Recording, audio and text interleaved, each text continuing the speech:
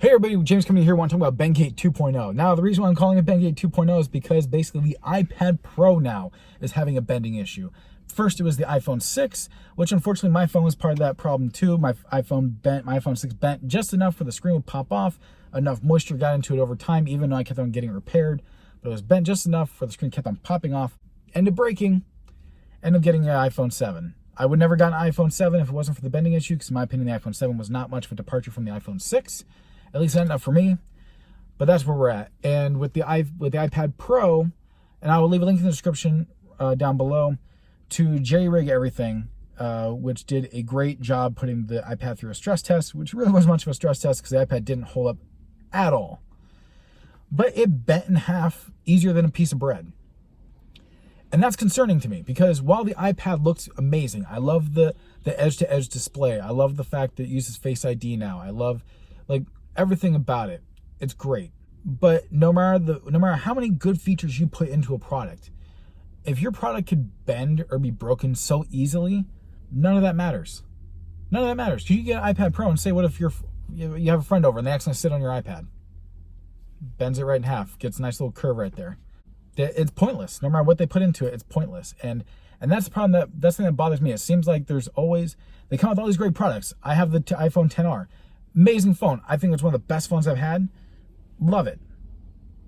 But it seems like with Apple, there's always one product, in my opinion, that seems like it has a major flaw to it. And in this case, is the iPad Pro. I know a lot of you guys out there are going to be buying iPad Pros and playing around with it, and hopefully you guys are very gentle with it because it's very fragile apparently. And a lot of people out there are saying like, oh, just buy a case for it. Why don't you just buy a case? And that's the problem with it though, is when I buy a case for my phone or for my tablets or anything like that though, my first thought isn't going to be, oh, it will bend. That's why I should get a case for it. No, it's I don't want the screen to crack. I don't want my tablet or phone to get scratched or dinged, or for the back of my phone to crack if I have a glass back like I currently have on my phone now.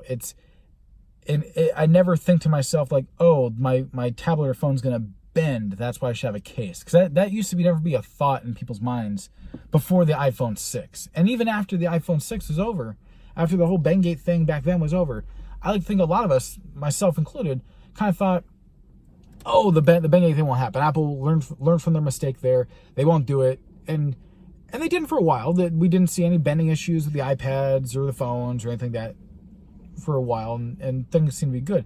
But then it seems like they took a million steps backwards with the iPad Pro. The thing bends way easier than the iPhone 6 did. And that is a massive problem. And I hope to God that I know Apple won't address it. So I'm not gonna even say Apple will address it. And as frustrated as it may be at this though, like honestly, I've been a fan of Apple for a long time. I always thought they make fantastic products, strong products that held up. But what I've been noticing over the years is that they've been kind of slipping through the cracks a little bit, and some products have been very, very fragile. And that's just concerning to me.